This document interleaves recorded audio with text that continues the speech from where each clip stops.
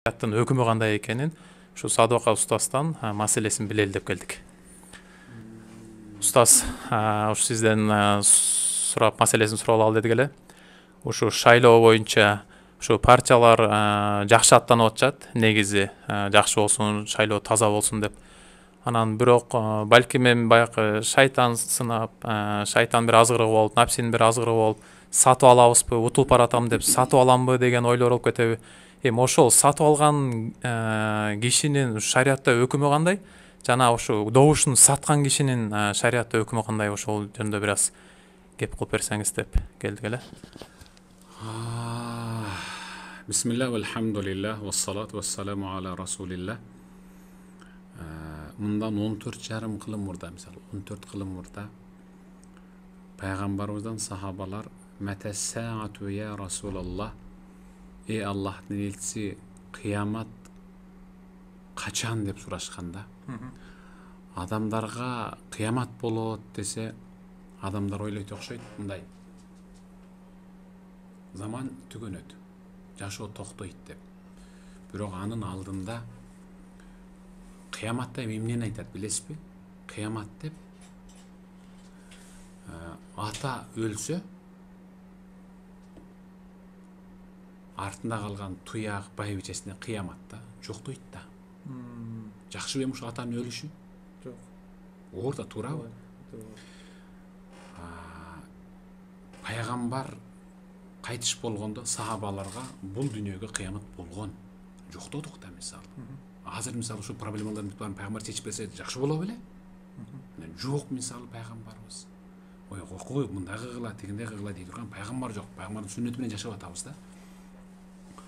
Ошо сахабалар пайгамбардан сурашты да, кыямат качан?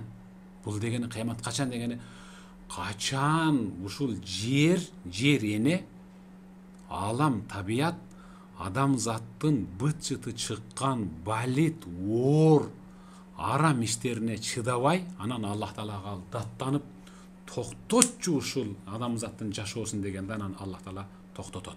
Ошондой балит жашоо качан болот деди да. Түшүндүрө алдымбы? Ошол балит, быт-жыты чыккан акмак, эки жүздүү, эки тилдүү жашоо качан деди эле пайгамбар айтты. Ида дуйятил амана, аманат сынганда деди. Аманат текке кеткенде, жоопкерчилик аткарылбай калганда.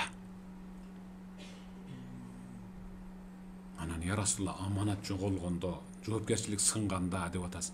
Түшүнбөй атабыз дегенде анан айтканда, ида усидел амру ли гайри ахлиха. Дагы түшүндүрүп айткан пайгамбар.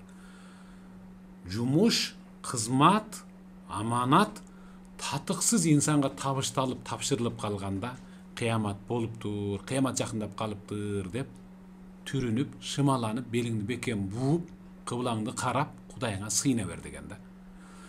Мен ойлойм да азыр, чындап аманат жоголгон учур.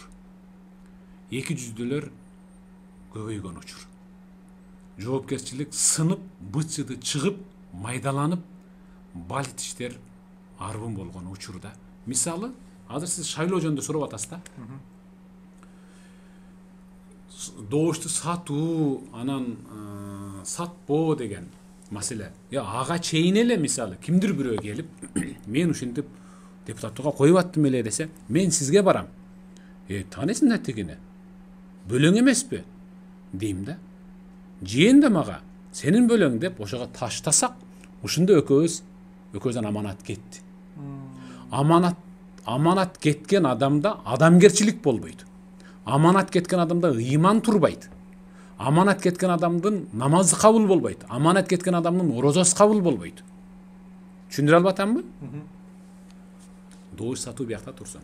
Анан эми саут, тасвит, амана. Мен шайлоого барып добушумду берүү, ал аманат. Мага Аллах Таала берди ошол аманатты. Эгерде кимдир бирөөнүн акчасына, мансабына, кол ирисине тартып, эгерде таштай турган болсом, кыяматта мен ошо добушум үчүн жооп берем да. Татыктуу инсан келип атабы бүгүнкү парламенттик шайлоого?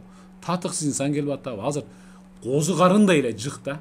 Мен кече келинчегимди тамашаладым. Неге мага эстетпедиң? Мен деле коюп койсом болмок экен да. Саңа тилим өтөбү дедим. Өтөт. эки кызы менен